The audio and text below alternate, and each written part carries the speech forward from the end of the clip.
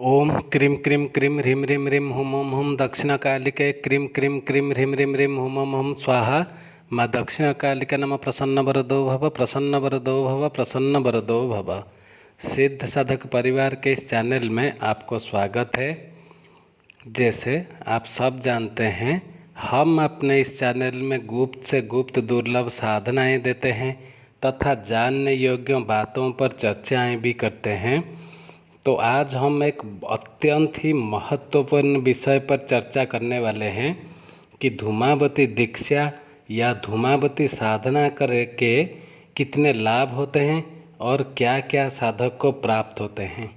जैसे आप जानते हैं, महाविद्याओं में धूमावती महाविद्या अपना महत्वपूर्ण स्थान रखती है। भगवती धूमावती जी के बारे में दो बातें विशेष रूप से हैं। प्रथम तो यह दुर्गा देवी की विशेष कलह निवारिणी शक्ति है। दूसरी यह है कि यह पार्वती का विशाल एवं रक्ष स्वरूप है। महाविद्या धूमावती का यह स्वरूप साधक को अभय प्रदान करने वाला तथा उसके शत्रुओं के लिए साक्षात काल स्वरूप है। धूमावती भूत प्रेत पिशाच अन्य तंत्र बाधाओं से अपने साधक और उसके परिवार की रक्षा करती है तथा प्रबल से प्रबल बाधाओं का निराकरण भी कर देती है। धूमावती दीक्षा प्राप्त करने के बाद अगर साधक धूमावती मंत्र जप करता है तो भगवती धूमावती अपनी शक्तियां साधक को प्रदान करते हैं। धूमावती महाविद्या सिद्ध होने पर साधक को क्या क्या लाभ होते हैं अब बताते हैं। एक है, शरीर मजबूत व सुदृढ़ हो जाता है, उस पर किसी प्रकार की बीमारी का तीव्र प्रभाव नहीं पड़ता है। फिर शत्रु को देखने मात्र से ही शत्रु प्रभावहीन तथा निस्तेज हो जाता है। और है, प्रबल सम्मोहन व आकर्षण शक्ति आ जाती है, सभी प्रकार से रक्षा होती है और भीषण परिस्थितियों में भी उसका बाल भी बांका नहीं होता है।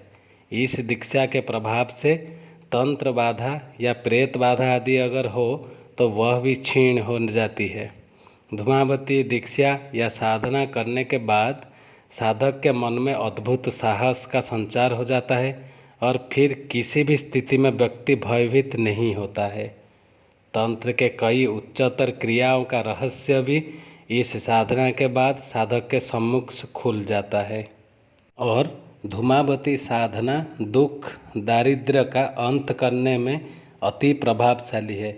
देवी ने भूख से पीड़ित होकर शिव जी को निगल गए थे और अगर कैलाश पर उस समय भोजन होता या फिर शिव ने उनकी प्रार्थना की अनसुनी नहीं की होती तो धूमावती देवी भी सौभाग्यवती होती। जीवन में आवश्यकताओं का पूर्ण होना आवश्यक है। जिन्हें अपने जीवन में हर आवश्यकता पूर्ण करने के लिए अत्यंत संघर्ष करना पड़ता हो, उनका स्वभाव कठोर हो जाता है।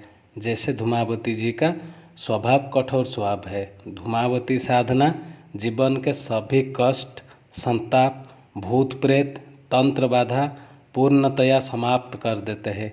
यदि लक्ष्मी रूठ गई हो, कर्जदार परेशान कर रहे हैं, रोग बीमारी समाप्त होने का नाम नहीं ले रहा है, घर में नित्य लड़ाई झगड़ा हो रहा हो, उस समय माँ धूमावती की साधना अति फलदायी होता है।